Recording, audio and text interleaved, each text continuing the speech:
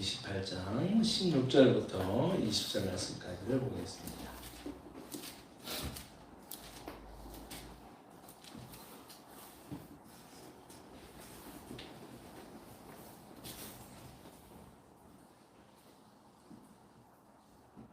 마태복음 28장 16절부터 20절 말씀까지.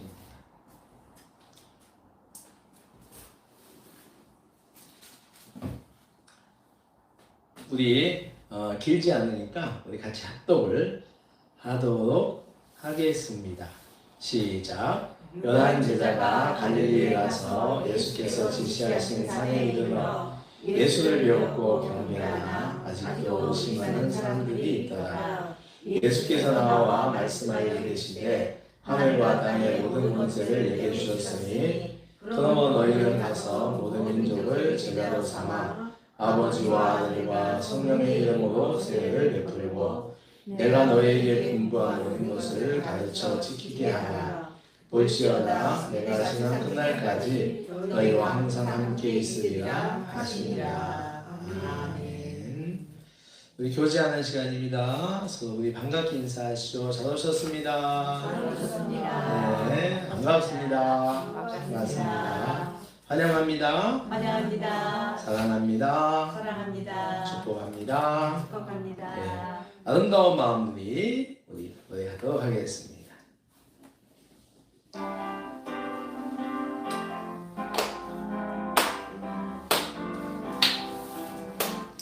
아름다운 마음들이 모여서 주의 은혜 나누며 예수님을 따라 사랑해야지. 우리 서로 사랑해. 하나님이 가르쳐준 한 가지, 내 이웃을 내 몸과 같이 미움 다툼 시기 질투 버리고 우리 서로 사랑해.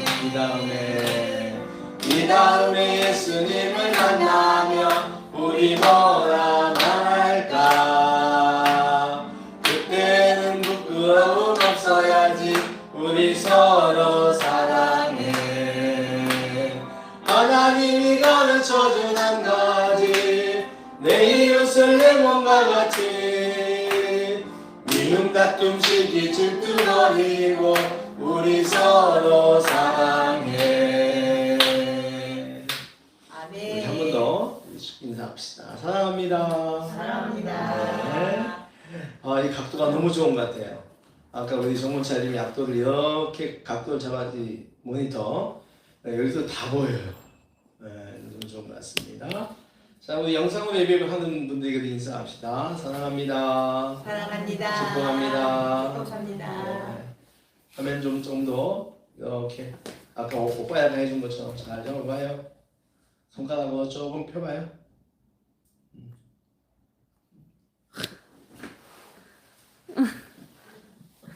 이게 한 번에 되는 거 아니지?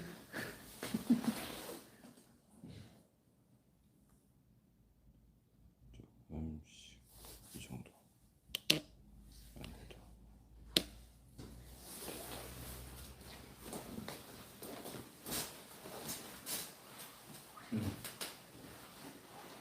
됐습니다. 네. 우리 기도하고 말씀 듣죠. 사랑의 하나님, 이 시간 저희들이 생명과 진리 되시는 아버지의 말씀, 우리 인생을 탁월하게 하고 가치 있게 하는, 행복하게 하는, 복받게 하는 말씀을 듣겠습니다. 하나님, 이 시간 저희들 이 시간을 귀히 여기며 저희들이 온전히 이 시간에 말씀 속으로 들어가게 하여 주옵소서. 그래서 말씀 우리에게 주시는 교훈을 깨달아 아는 아버지 하나님, 정말 복된 성도들 되게 하여 주옵소서. 아는 만큼 보이고 깨달은 만큼 변하는 것입니다. 하나님, 저희들 말씀을 듣고 깨달아서 우리의 삶이 더 주님 기뻐하시는 삶 살게 하시고 승리하는 인생, 성공한 인생 살게 하여 주시옵소서. 말씀 잘 듣게 도와주시기 믿사오고 예수님의 이름으로 기도합나이다. 아멘.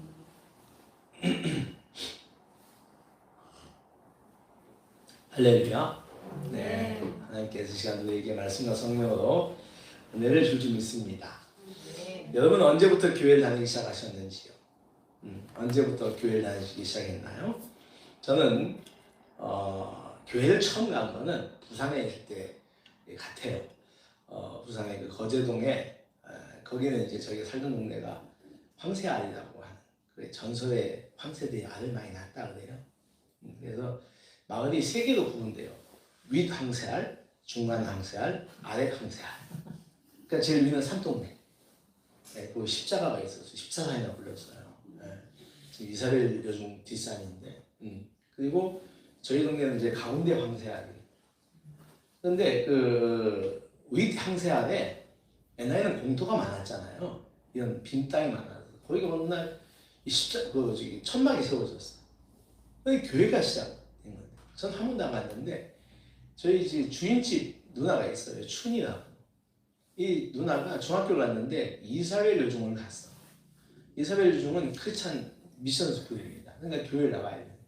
그 누나가 교회 다니기 시작하면서 한 번은 나보고 이제 그 천막 교회에 그 부흥회를 한다는 거예요. 그러니까 부흥회 하면 막 뭐라고 해요? 막 데리고 가라 그러잖아요. 그러니까 이 누나가 그때 중1이었던 것 같은데 이 누나가 이제 나를 데려간 거예요. 이제 1원을 줬어. 헌금하라고. 부흥회 시간에 헌금해야 되니까. 그러니까 1원을 주면서 자기랑 같이 가자. 그런 기억이 있어. 그러니까 한 번이나 두 번, 한 번? 하여튼 지금도 그 교회 기억이 있어. 여러분 어릴 때 기억은 생생하잖아요. 그 천막 같은 모양하고 강단도 이렇게 있었던 것 같고. 그리고 이제 본격적으로 교회를 다니기 시작한 거는 이제 서울 와서, 뭐 저희 그때도 이제 산동네, 진짜 산동네예요. 한번 밑에서 올라가려면 한 2, 3분 걸려. 옛날에는 다 그런 산동네가 많았어요, 서울에도. 그러니까 마당도 없어, 거기는. 놀만한 공터도 없어요. 근데 유일하게 노는 곳이 있는데 어디냐면 교회예요. 교회 마당이 있었어. 그러니까 우리 어릴 때 부산만큼 아니지만 그 교회에도 공터가 있었어요. 거기서 애들이 제기차기도 하고 뭐 술래잡기도 하고 그런 곳이 있었습니다. 어느 날 우리 동생이 와가지고 걔가 이제 그 공터에서 놀다가 온 거예요. 와가지고 이제 나보고 하는 얘기가 걔가 뭐 갖고 왔어. 근데 이제 그 공책을 하나 갖고 왔는데 그게 뭐냐 그러니까 자기가 교회 마당에서 놀고 있는데 그냥 논 거예요. 교회 다니는 아이들도 놀고 다 놀아요. 거기서 놀 데가 없으니까 놀고 있는데 그 어떤 어른이 예배 교회 들어오너라 그러면 선물 줄게 그랬대요. 그게 이제 옛날에는 수요일날 어린이 예배가 있었습니다. 수요일날도 수요일날도 오후 4시쯤에 어린이 예배가 있었어요. 그러니까 내가 기억으로는 아마 그 예배 같아. 그러니까 얘가 이제 어른이 그러니까 놀다가 같이 따라갔는데 거기서 공책을 하나 받아온 거죠. 그러니 그 녀석이 저보고 해야도 교회 가자. 가면 공책 준단다. 그래서 제가 그 말에 저희 집이 워낙 가난했기 때문에 그래서 이제 공책 준다는 그 말에 제가 이제 교회를 다니기 시작했는데 가니까 친구들이 있었어요. 옛날에는 교회 아이들이 많았습니다. 진짜 여름 성경학교 한번 할 때 이제 하기 전에 제목이 뭐냐면 기차전도 하거든요. 새끼줄 길게 해가지고 앞에 스님이 타는 거예요. 앞에 타고 뒤에 이제 타고 해가지고 막 놀고 뭐 예수님 찬양 예수님 아침에 오스만에서 하면 애들이 그 새끼줄 알고 다 들어와. 그래가지고 마을 한 바퀴 돌고 들어오면 그 안에 애들이 수두둑이야. 그래서 들고 성경학교 하고 그랬지요. 옛날에 그랬습니다. 지금이야 뭐 꿈같은 이야기입니다만. 그냥 친구들이 많았어요. 그냥 매일 놀았어요. 근데 그때 그 교회에서 들었던 그 출애굽기 이야기가 지금도 머리에 생생해요. 그때는 이제 지금은 교사라고 하는데 옛날에 반사라 불렀어. 주일학교 반사. 반사 선생님께서 해주시는 그 10장 이야기가 좀 무서워서 그런지 모르지만 난 너무 재밌고 너무 머릿속에 박혀있어요. 지금도요. 저는 그렇게 제 동생을 통해서 교회를 다니기 시작했는데 아마 여러분도 마찬가지일 거예요. 누군가가 여러분에게 교회 갑시다. 예수님 믿으세요. 라고 전해주었기 때문에 신앙생활을 시작한 거겠지요. 태어나면서부터 저절로 교회 가는 사람은 없을 겁니다. 믿는 부모의 자식들도 부모의 손에 이끌려서 교회를 가는 거지요. 저에게 교회를 가자고 한 제 동생, 그 동생에게 교회 들어오너라고 한 그 어른이 있었던 거 아닙니까? 그러면 그 어른도 역시 누군가에 의해 가지고 교회를 나오기 시작했을 거예요. 그렇죠.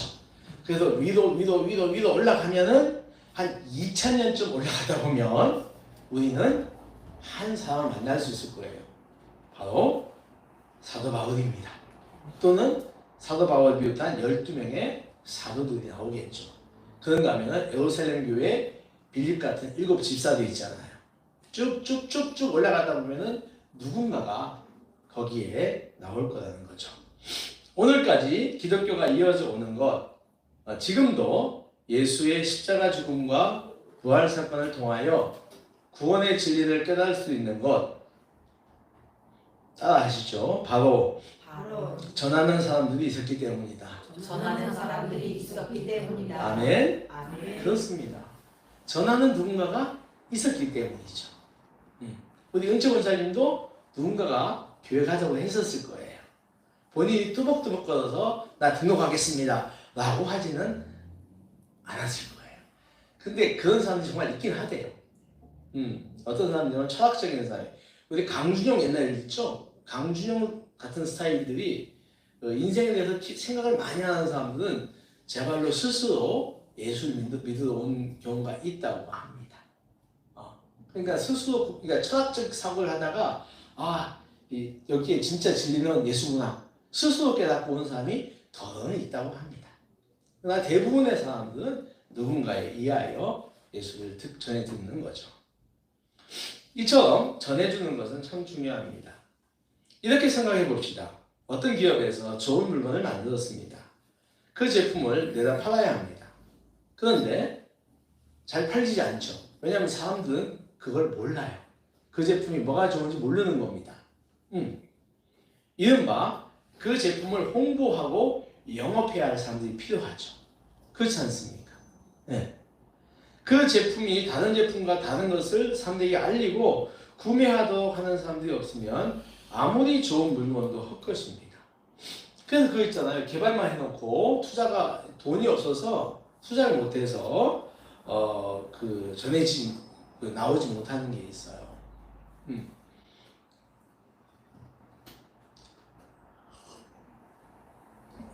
우리에게 참 고마운 형제인 우리 이현수 교수가 화학과 교수인데 작년부터 이제 신약을 개발하기 시작했어요. 그러니까 교수가 개발하는 신약은 아주 기초적인 겁니다. 근데 그걸 갖다가 신약을 많이 개발했어요. 근데 그걸 갖다가 제품 만들려면 돈이 있어야 되잖아. 돈이 없는 거죠. 그래서 그걸 갖다가 어디다 팝니까?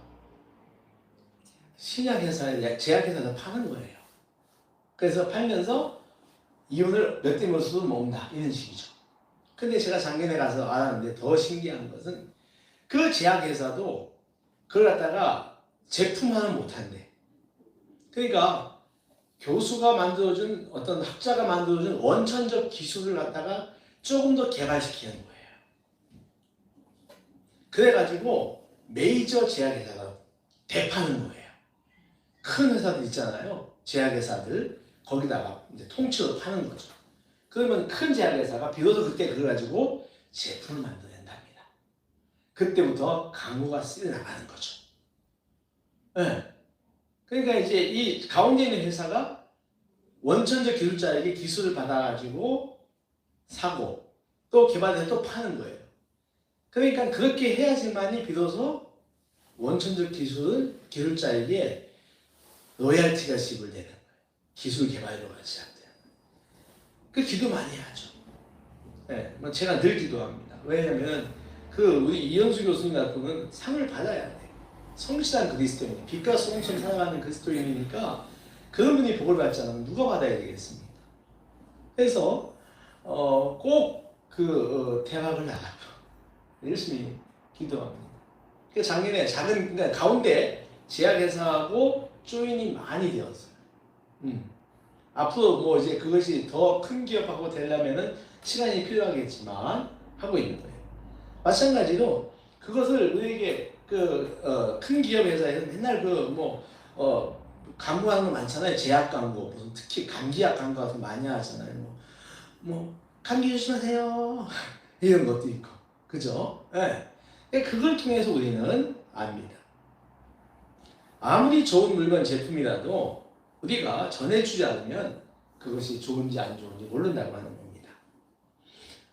기원전 490년 아테네 북동쪽에 있는 마라톤 물판에서 페르시아와 아테네가 전쟁을 벌입니다. 이 전쟁에서 그리스가 이기지요. 그리스 군대는 병사 한 명을 뽑아서 승전보를 전하도록 합니다. 그 병사의 이름이 밀티아데스예요. 이 밀티아데스는 40km를 달려 아테네에 도착을 합니다. 그리고 기다리던 사람들에게 이렇게 말하죠. 기뻐하십시오. 우리가 승리했습니다. 기뻐하십시오. 우리가 승리했습니다. 기뻐하십시오. 기뻐하십시오. 우리가 승리했습니다. 라고 한 뒤 죽었어요. 아니 40km 달려왔으니까 얼마나 그죠? 네. 그러니까 그 소식을 듣고 이 아테네 사람들은 우리가 이겼구나 하는 걸 아는 거죠. 그걸 통해서 올림픽 종목에 마라톤이 생겼지 않습니까? 아마 아테네 사람들에게 승전보가 전해지지 않았다면 그들은 아직도 자기들이 이긴지를 몰랐을 거예요. 더 나아가서 마라톤 경기가 없었을걸? 네. 마찬가지로 아무리 예수님의 복음이 귀하다 해도 전해주는 사람이 없다면 예수님의 복음은 벌써 막을 내렸을 것입니다. 전해주는 사람들이 있었기 때문에 바로 오늘이 있는 것이지요. 우리 성경 말씀 한번 찾아볼까요? 254쪽인데 로마서 10장 13절입니다. 로마서 10장 13절부터 15절.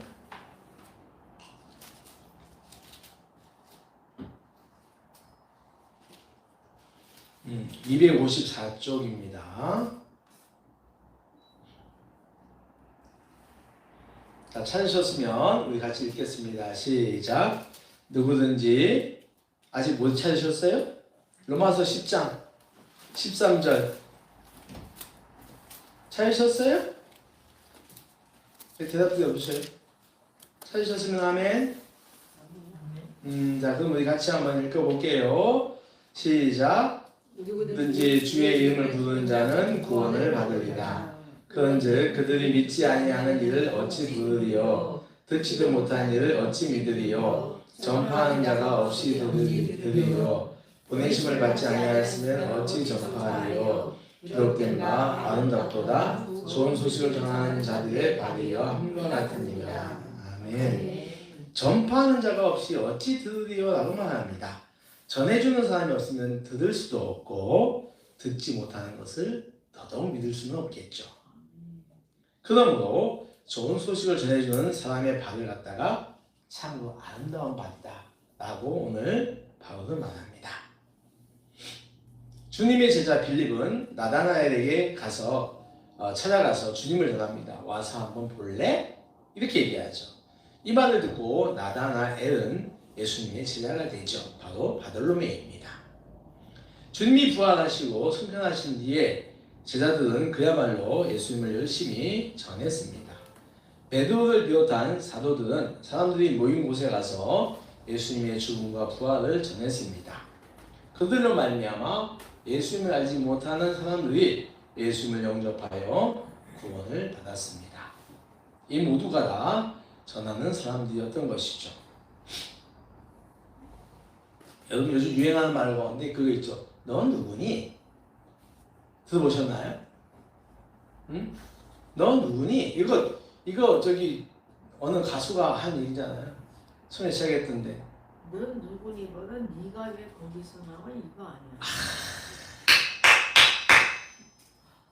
맞아. 네가 왜 거기서 나와? 그렇지. 그 전에 양현이가 되게 잘했잖아. 넌 누구니? 예. 좀 기억날 겁니다. 그 사람 대화하다가 뭐 좀, 넌 누구니? 예. 그런 말 자주 했어요. 갑자기 존재감을 나타내는 사람에 대한 궁금증을 표현할 때 사용하죠. 너 누구야? 누군데 그런 말을 잘해? 누군데 그런 재능이 있어? 이런 거죠. 그 사람을 알 수 있는 정보나 기질, 성품 같은 것들입니다. 이런 정보들 외에 중요한 또 하나의 정체성이 있는데 바로 우리들은 그리스도인이라고 하는 거예요. 뭐다?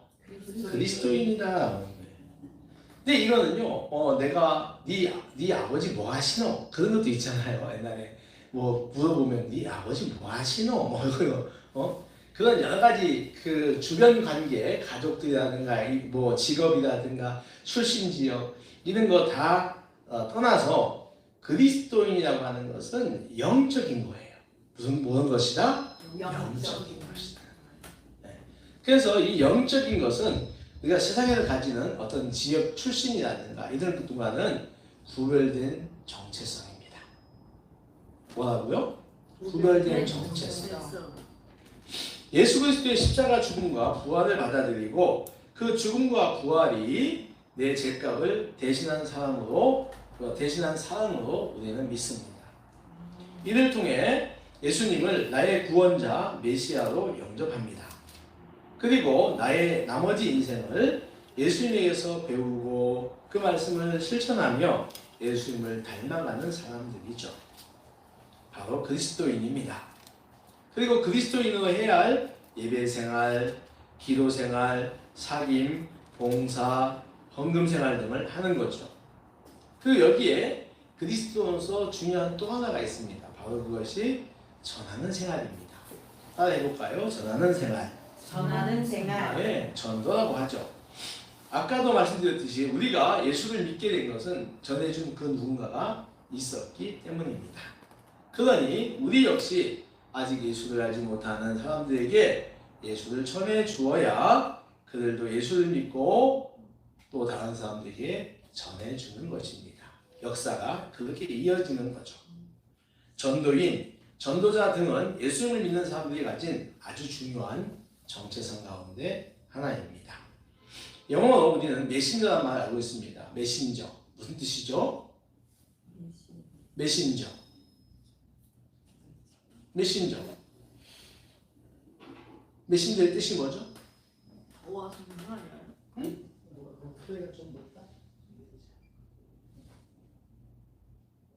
메신저는 메시지를 전하는 사람을 말하죠. 네. 그러니까 우리가 일반적으로 메신저라고 하면은 우리 뭐 강사를 얘기해요.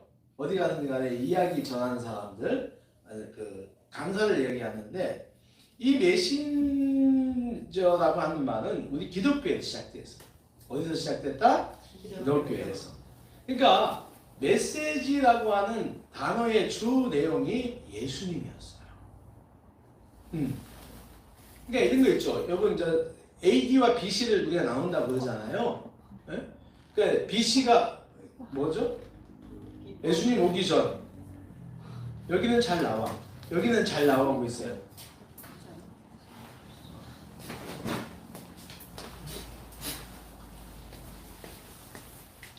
전송은 잘 되고 있는데 거꾸로 바뀌었다. 안내 메시지 떠가지고 그거 지웠는데 이상하게.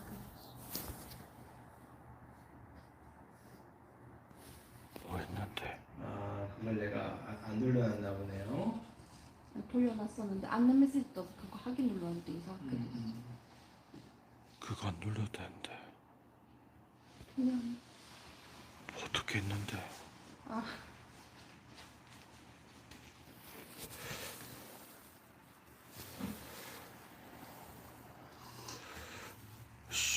이상하게 됐다. 그거 누르면 안 돼요? 안 돼. 방송이 안 되냐고. 안 되면 오늘 특별하게 예배를 드려봅시다. 네. 지금 어떻게 나가는데? 됐다. 다시 돌아간다. 이게 뭔 난리고 갑자기.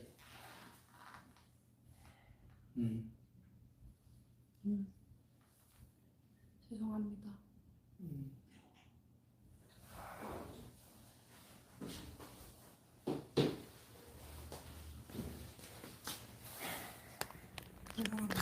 하세요 일단.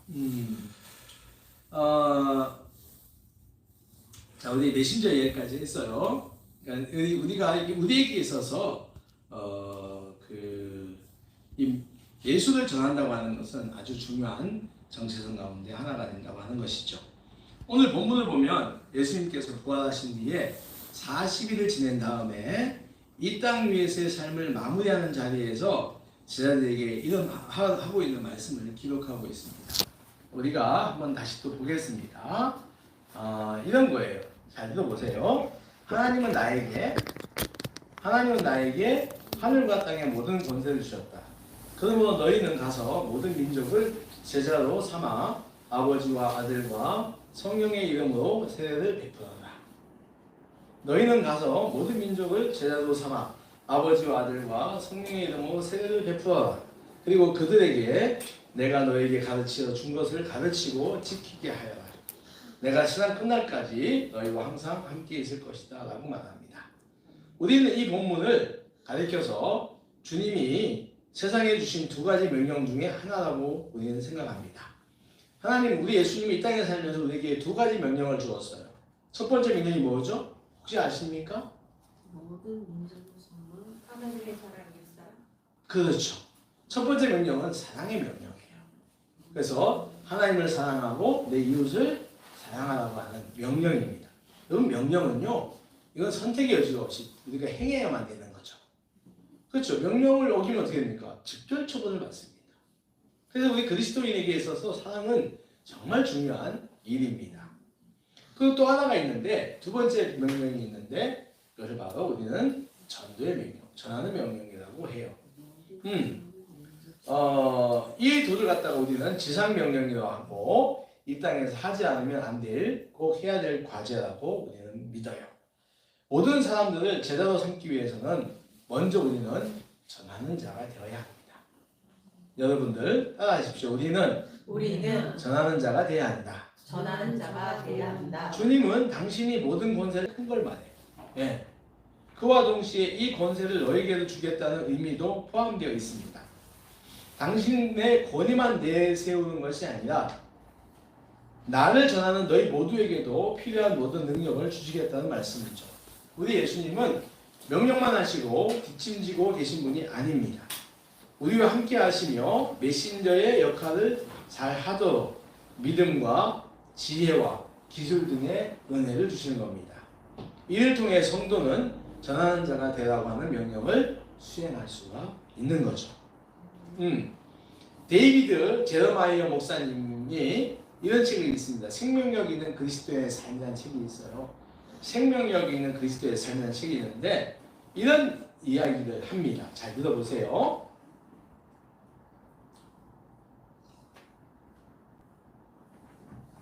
하루는 아기 낙타가 엄마 낙타에게 이런 말을 합니다. 엄마, 나는 왜 이렇게 커다란 발가락이 3개나 돼요? 여러분, 낙타 발가락은 3개입니다.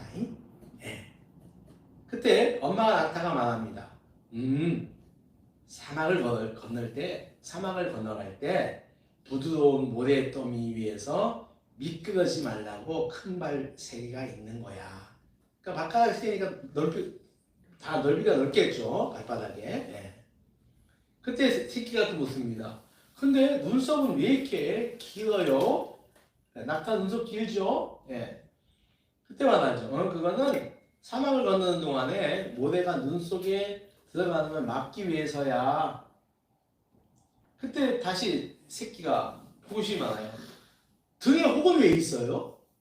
네, 등에 혹은 왜 있어요? 엄마가 말하죠. 그거는 건조한 사막을 건널 때 필요한 물을 저장해 두기 위해서야 라고 얘기해요. 이 아기 낙타가 아주 또 생각합니다. 생각하다가 이런 말을 해요. 멋져요, 엄마. 사막을 지날 때 큰 발이 있어서 미끄러지지 않고 긴 눈썹이 있어서 눈에 모래도 안 들어가고 혹이 있어서 물을 저장해 둘 수 있으니까요. 근데 엄마, 왜 우리는 동물원에 있어요? 라고 질문을 해요. 엄마, 왜 우리는 동물원에 있어요? 라고 하는 거예요. 그럼 이 말이 무슨 뜻일까요? 이런 거예요. 주님께서 우리에게 예수를 전하는데, 생명을 전하는데 필요한 모든 걸 주셨는데 사용하지 않고 있는 성도들을 이야기를 하는 거예요. 내가 너에게 눈썹도 길게 해주고 필요한 거 발도 주고 다 줬는데 너 지금 뭐하니? 라고 하는 거예요. 너 왜 동물원에 있어? 라고 하는 거죠. 자신에게 부여된 가장 중요한 정체성이 무용지물이 되고 만 거예요. 전해야 한다고 하는 그 정체성이 우리는 쓰지 않고 있다는 거예요. 어떻습니까? 우리가 한번 생각해 볼 만한 질문이지 않나요? 여러분은 어떻습니까? 여러분 동물원에 계신가요? 동물원에 계시면 안 되겠죠.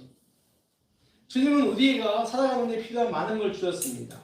특히 신앙생활을 하면서 성도로서 필요한 것들을 듣게 하시고 배우게 하십니다.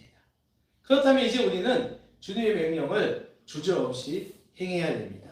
동물원에 있으면 안 된다는 것입니다. 20세기 영적 거장인 존 스타트 목사님은 전도하지 않는 교회, 전도하지 않는 성도는 죽은 것이라고 했어요. 뭐다? 죽은 것이다.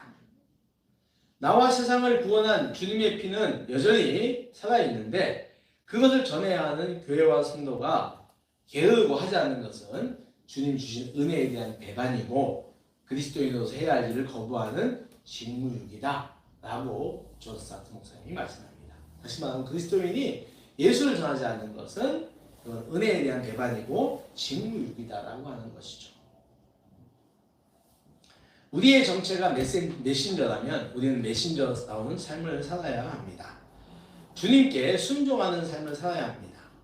메신저다운 삶 과연 어떤 걸까요? 위에서 말씀드린 동물원에 있는 낙타는 어떻습니까? 동물원에 있는 낙타는 어떻습니까? 사막을 건널 필요가 있습니까? 없어요. 뜨거운 태양도 모래바람도 없습니다. 편합니다. 그러나 중요한 것은 그 낙타는 낙타답지 못하다라고 하는 겁니다. 그죠? 낙타답지 못해요. 다시 말하면 낙타는 사막을 건널 때 비로소 낙타답다는 것입니다. 할렐루야. 맞잖아요. 당당하게 자기의 정체성을 사람 앞에 드러낸다는 것입니다. 우리도 마찬가지예요. 메신저다워야 합니다. 우리 시대는 전도가 쉽지 않아요. 그렇다고 외면하고 아예 전도하지 않고 사는 것은 메신저답지 않은 거예요. 성도답지 않은 것입니다. 직무유기하는 겁니다. 우리는 편할 수는 있지만 동무대에 있는 낙타처럼 편할 수는 있지만 우리 답진 않은 거예요. 사람을 만나고 예수를 전해야 한다는 것입니다. 그들은 전해주는 사람의 말을 듣고 생각합니다. 반복되는 권유 속에 전하는 사람의 진심을 깨닫게 되는 거죠. 복음을 전하는 것, 예수님을 소개하는 것은 우리 성도의 삶의 필수이며 복을 받는 일입니다. 여러분 복받기 좋아하시죠? 저도 복받는 거 좋아해요. 예수 믿고 복받기 좋아합니다. 하나님은 복음을 전하는 사람을 기뻐하며 만복을 주십니다. 복음을 전하면 내 신앙이 자라요. 하나님의 임재를 체험하게 됩니다. 이런 영적인 축복은 내 육신의 축복으로 반드시 이어지게 됩니다. 주님은 당신을 전하는 사람과 끝까지 함께 하신다고 오늘 약속을 해주고 있습니다. 말씀을 정리하겠습니다. 지금 우리 진검다리 교회는 외형적으로 보면 어려운 것들이 참 많습니다. 가장 큰 어려움은 성도가 적다는 것입니다. 코로나를 통하면서 사람들이 이런저런 이유로 교회를 떠났습니다. 성경적이지 않은 이유로 자기들의 욕망을 따라서 갔습니다. 코로나가 끝나서도 돌아오지 않았어요. 안타까운 일입니다. 그래서 우리는 주일날 모이는 사람이 많이 주었습니다. 지금 하나님께서 우리에게 필요한 것이 있다면 그것은 바로 예수를 전하는 것입니다. 동의하십니까? 아멘. 예, 복음을 전하는 거예요. 그것이 우리를 더욱 교회답게 하고 우리를 더욱 성도답게 할 것입니다. 사랑하는 여러분, 부흥에 대한 소망을 꼭 가지시기 바라요. 아멘. 여러분 교회에 오면서 우리 교회가 부흥해야 되겠다 라는 소망을 있어야 됩니다. 회복에 대한 마음들이 있고 여러분 가운데 있어야 됩니다. 부흥에 대한 소망이나 마음이 없이 그냥 뭐 교회에 나오고 간다는 것은 그건 우리는 죽은 교회고 죽은 성도예요. 올해 우리의 출석 목표는 20명입니다. 맞지요? 아멘. 20명입니다. 여러분 마음을 하나님께 드려야 됩니다. 여러분들 마음이 하나님 우리 교회를 부흥시켜 주세요 라고 하면서 마음이 담긴 기도를 해야 됩니다. 그리고 예수님을 전해야 합니다. 교회를 알려야 됩니다. 우리 교회가 영혼 구원을 위해서 기도하는 사람들만 모두 출석해도 20명을 채울 수가 있습니다. 우리가 지금 우리 수요일마다 기도하는 사람들이 있지 않습니까? 그들만 다 나와도 20명 될 거예요. 그런 말이 있습니다. 간절히 원하는 것은 꼭 이루어진다는 말입니다. 그런 여러분들 간절한 마음으로 기도하시기 바라요. 그리고 여러분 주변에 있는 사람들에게 예수님을 전할 수 있도록 하십시오. 조금만 돌아보아도 내 주변에는 안 믿는 사람들이 매우 많습니다. 그들 가운데는 예전에 믿었지만 쉬고 있는 사람들도 많이 있습니다. 그 사람들의 영혼을 위해서 기도하십시오. 그리고 그들에게 다시 예수를 전하기 위해서 노력해야 합니다. 오늘 주님은 우리에게 복음을 전하라고, 나를 전하라고 합니다. 여러분들 예수님을 전하는 사람들 되시겠습니까? 아멘. 되시기 바랍니다. 그게 우리가 해야 할 일이고 성도다운 일이고 그것이 이 땅에서 복받는 일입니다. 우리 모두 예수님을 전함으로 큰 복받는 삶 되시기를 주님을 축원합니다. 아멘. 하나님 아버지 은혜 감사합니다. 오늘 저희들에게 생명과 진리 되시는 말씀을 주셨습니다. 하나님 우리 누군가의 전도에 의하여 예수님을 전해준 사람에 의하여 예수를 믿고 교회에 출석하기 시작했습니다. 오늘 또한 이 전함의 역할들 이것이 우리를 통해서 계속 이어져야 합니다. 하나님 저희들에게 준 이 전도의 사명을 전도의 정체성을 저희들이 잘 지킬 수 있게 도와주시옵소서. 특별히 아버지 하나님 올해 우리 교회가 아버지 하나님 20명 이상 출석하는 교회가 되기를 간절히 소망합니다. 믿고 감사함을 드립니다. 하나님 저희들에게 정말 이 부흥과 회복에 대한 간절한 마음을 주시옵시고 또 그렇게 하나님께 기도하며 우리 주변에 내 주변에 예수를 안 믿는 사람 또는 믿다가 쉬고 있는 사람들에게 예수를 전하는 사람들 되게 하여 주시옵소서.